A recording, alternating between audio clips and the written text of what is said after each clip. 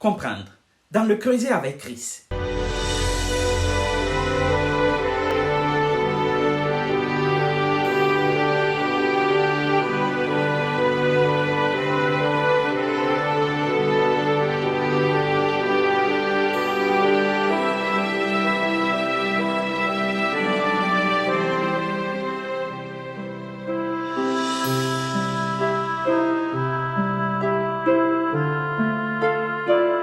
Bienvenue à votre émission.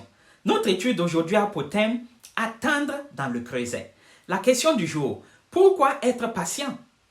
Michael Jordan, l'un des meilleurs joueurs de l'histoire de la NBA, a donné ce regard perspicace sur l'incroyable succès qu'il a connu. J'ai raté plus de 9000 tirs dans ma carrière. J'ai perdu près de 300 matchs. 26 fois, on m'a fait confiance pour prendre le tir gagnant et j'ai raté. J'ai échoué encore et encore dans ma vie. Et c'est pourquoi je réussis. Thomas Edison, après avoir inventé l'ampoule, dit « Je n'ai pas échoué 1000 fois.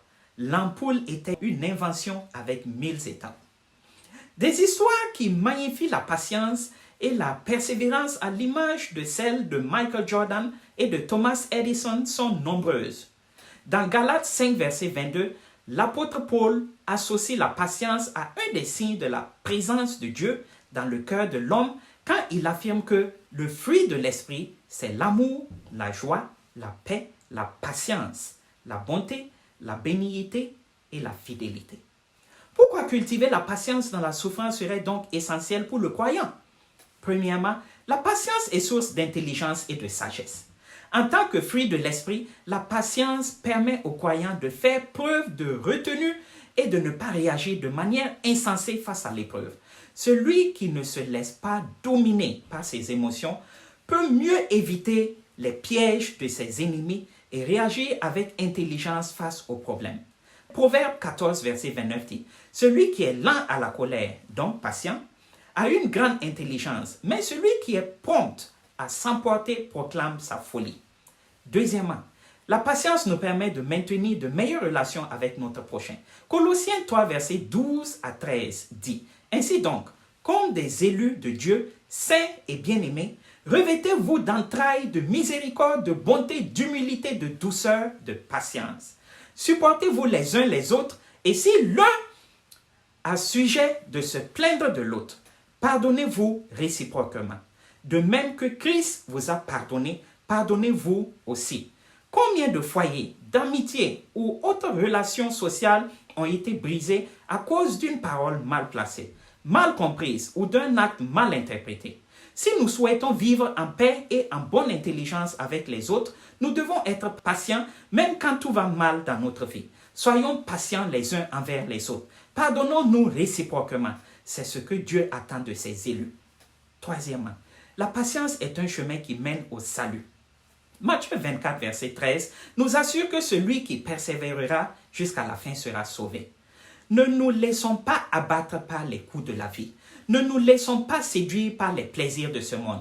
Gardons les yeux sur le salut de Dieu, le salut que Dieu nous promet. Avec assurance, sachons que, comme il a promis, il reviendra pour nous prendre avec lui. Chers amis, dans la vie, nous traversons des périodes de troubles, période où il nous est difficile de garder la foi, période où nous avons l'impression que Dieu nous a abandonnés. Mais dans ces moments difficiles, gardons espoir, restons patients et persévérons. Jacques 5, versets 7 à 8 le répète. Soyez donc patients, frères, jusqu'à l'avènement du Seigneur.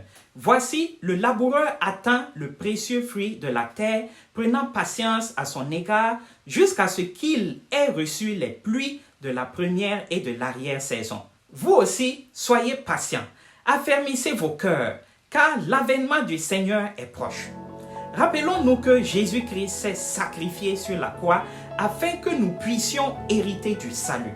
Si aujourd'hui, vous désirez confier votre fardeau au Seigneur Jésus-Christ et lui faire confiance avec patience, joignez-vous à moi pour la prière. Prions. Père éternel, Dieu Tout-Puissant, donne-nous la force d'être patients dans les événements de notre vie de chaque jour.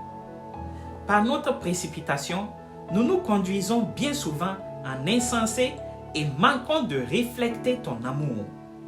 Nous reconnaissons que par nous-mêmes, nous sommes incapables de changer.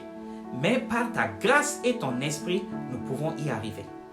Que ton nom soit glorifié dans nos vies. Au nom de Jésus-Christ, nous te prions. Amen.